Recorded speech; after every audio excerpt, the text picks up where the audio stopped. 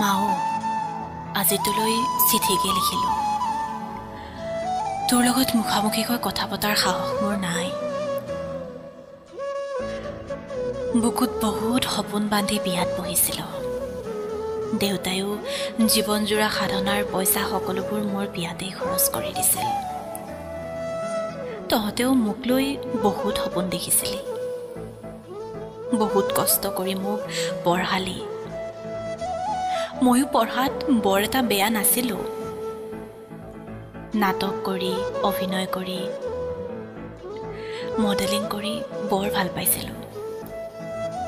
মই ইমান সোনকালে বিয়া হ'ব নালাগিছিলোঁ মা। বিয়া হৈ জীৱনটো গোটেই উলট পালট হৈ থাকিল। মানুহ চিনি পোৱাটো যে বৰ কঠিন। মানুহৰ দেখুওৱা মুখ এখন, ভিতৰত এখন। মোৰ লগত যে এনেকুৱা হ'ব মই কাহানিও ভবা নাছিলোঁ। তোৰে সাহসী ছোৱালীজনী কেতিয়াবা বৰ বেয়াকৈ ভাঙি পৰোঁ।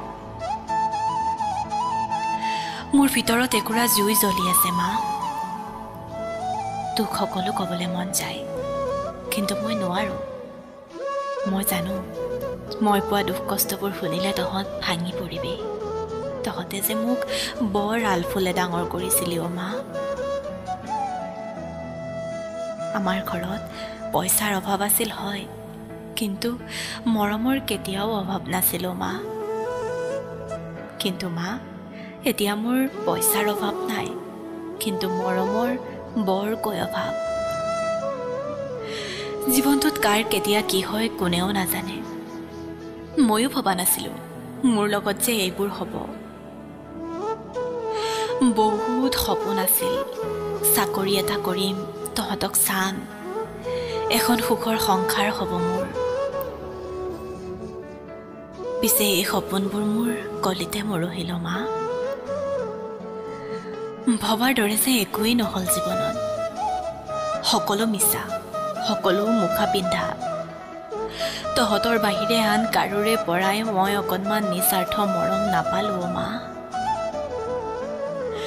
বিয়া হৈ উঠি বহুত কথাই গম পালোঁ, কিন্তু কি কৰিম এতিয়া? মই যে আবদ্ধ। মোৰ হাতত একো উপায়েই নাই। তহঁতে ভালে থাকিবি, মোৰ বাবে দুখ নকৰিবি। তহঁতে ভবাৰ দৰে মই সাহসী মা। কিন্তু কোনোবা সময়ত নিজৰ মানুহবোৰে দিয়া আঘাতবোৰৰ বাবে ভাঙি পৰোঁ আৰু নোৱাৰা হৈ যাওঁ। নতুন জীৱনটোৰ আৰম্ভণি কৰিছিলোঁহে, কিন্তু চাচোন নভবা নিচিন্তাকৈ এইবোৰ কি হৈ গ'ল। দে হ'ব দে, এতিয়ালৈ এৰিছোঁ, পিছত আকৌ লিখিম। আচলতে এইখন এখন কাল্পনিক চিঠি। পংখী সন্দিকৈৰ আত্মাৰ চিৰশান্তি কামনা কৰিলোঁ, লগতে তেখেতে যাতে ন্যায় পায় তাৰ বাবেও কামনা কৰিছোঁ।